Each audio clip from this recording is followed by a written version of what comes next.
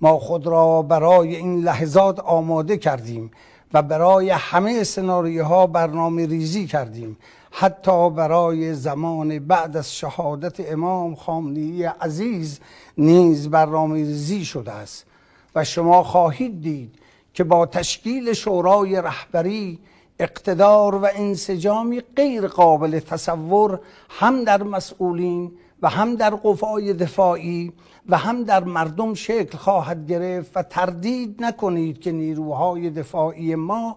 هنوز فقط بخشی از توان خود را به کار گرفتند و ما هنوز به حساب آمریکایی ها و اسرائیلی ها خواهیم رسید. همینجا خیلی صریح و شفاف به ترامپ و نتانیاهو و عوامل و ایادی آنها میگویم، دوباره تأکید میکنم، هم به این دو جانی کثیف و هم به همه عوامل آنها میگویم،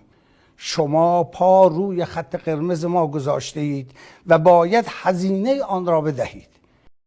این برای ما نه فقط یک جنگ وجودی بلکه خشم فروخفته است که زمان انتقام نهایی آن فرا رسیده است. ما به پشتوانه 10 میلیون نفر از مردم با وفای ایران و با اطمینان از الطاف ویژه حضرت ولی عصر عجل الله تعالی فرجه الشریف چنان ضربات هولناکی به شما بزنیم که خودتان به التماس کردن بیفتید. خواهید دید که این رؤیا پردازی های خیالی شما چند روز بیشتر دوام نخواهد داشت.